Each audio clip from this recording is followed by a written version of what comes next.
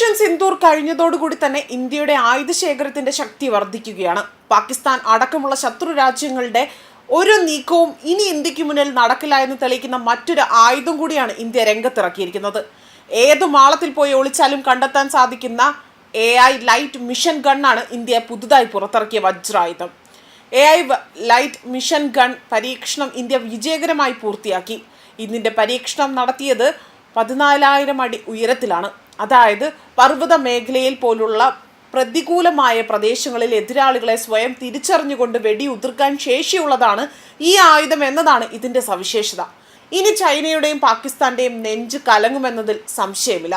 വെറുതെ ഇന്ത്യയെ ചൊറിയാൻ നിന്നാൽ അവരെയൊക്കെ തന്നെ ഭസ്മമാക്കും എന്നത് തന്നെയാണ് ഇതിന്റെ പ്രത്യേകത. കഴിഞ്ഞ ദിവസമാണ് രുദ്രം 4 ഇന്ത്യ വികസിപ്പിച്ചെടുത്തത്. അതിനോടൊപ്പം തന്നെയാണ് മറ്റൊരു വജ്രായുധം കൂടെ ഇന്ത്യയുടെ ആയുധപുരയിൽ ഇടം പിടിക്കുന്നതും.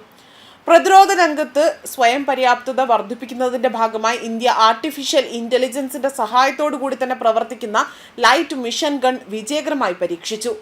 സമുദ്രനിരപ്പിൽ നിന്ന് 14,000 അടി ഉയരത്തിൽ ആ പ്രദേശങ്ങളിലാണ് ഇന്ത്യൻ സൈന്യം ഇത് പരീക്ഷണം നടത്തിയത്. അതായത് AI എനേബിൾഡ് നെഗേവ് സിസ്റ്റം പരീക്ഷണം നടത്തിയത്.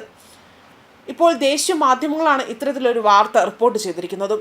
ഡെറാഡൂൺ ആസ്ഥാനമായുള്ള പ്രതിരോധ സ്ഥാപനമായ BSS മെറ്റീരിയൽ ലിമിറ്റഡ് ആണ് AI അധിഷ്ഠിത ഗൺ പ്ലാറ്റ്ഫോമിന്റെ നിർമ്മാതാക്കൾ. അതുപോലെ തന്നെ പർവ്വത മേഖലയിൽ പോലുള്ള പ്രതികൂലമായ പ്രദേശങ്ങളിൽ എതിരാളികളെ സ്വയം തിരിച്ചറിഞ്ഞുകൊണ്ട് ഓട്ടോമാറ്റിക് ടാർഗറ്റ് ഡിറ്റക്ഷൻ അതുപയോഗിച്ചുകൊണ്ട് വെടിയുതിർക്കാൻ ശേഷിയുള്ളതാണ് ഇന്ത്യ വികസിപ്പിച്ച AI ലൈറ്റ് മിഷൻ ഗൺ എന്ന് പറയുന്നത്. ഉയർന്ന ഭൂപ്രദേശങ്ങൾ നിറഞ്ഞ ഇന്ത്യയുടെ അതിർത്തി പ്രദേശങ്ങളിൽ ആർട്ടിഫിഷ്യൽ ഇൻ്റലിജൻസിൻ്റെ സഹായത്തോടു കൂടി തന്നെ പ്രവർത്തിക്കുന്ന ഈ LMG വിജയകരമാകും എന്നത് തന്നെയാണ് പ്രതീക്ഷിക്കപ്പെടുന്നതും. പരീക്ഷണഘട്ടത്തിൽ 14,000 അടി ഉയരത്തിൽ വെച്ച് ഈ AI അധിഷ്ഠിത ലൈറ്റ് മിഷൻ ഗൺ കൃത്യവും സുതാര്യതവുമായി തന്നെ തെളിയിക്കുകയാണ് ചെയ്തിരിക്കുന്നത്. Make in India, Atmanirbhar Bharat പദ്ധതികൾക്ക് കീഴിൽ തന്നെയാണ് ഇന്ത്യൻ സേനയെ തദ്ദേശീയ സാങ്കേതിക വിദ്യകൾ ഉപയോഗിച്ച് ആധുനികവൽക്കരിക്കാനുള്ള ശ്രമങ്ങളിൽ നിർണായകമായ പരീക്ഷണമാണ് ഇപ്പോൾ വിജയകരമായി പൂർത്തീകരിച്ചിരിക്കുന്നത്. ഉയർന്ന പ്രദേശങ്ങളിൽ വെച്ച് ലക്ഷ്യസ്ഥാനം സ്വയം തിരിച്ചറിയുവാനും വെടിയുതിർക്കുവാനും ശേഷിയുള്ളതാണ് BSS മെറ്റീരിയൽ വികസിപ്പിച്ചെടുത്ത AI അധിഷ്ഠിത ലൈറ്റ് മിഷൻ ഗൺ. പ്രത്യേകം തയ്യാറാക്കിയ മൾട്ടി സെൻസർ AI മൊഡ്യൂളുകളാണ് ഇതിന് പ്രാപ്തമാക്കിയിരിക്കുന്നത്. കൃത്യമായുള്ള ടാർഗറ്റിങ്ങിനായി തെർമൽ, ഒപ്റ്റിക്കൽ സെൻസറുകൾ സംയോജനം, അതുപോലെ തന്നെ എൻക്രിപ്റ്റായ റിമോട്ട് കമാൻഡ് ശേഷി തുടങ്ങിയ അനേകം സവിശേഷതകളെല്ലാം ഈ ആയുധത്തിനുണ്ട്.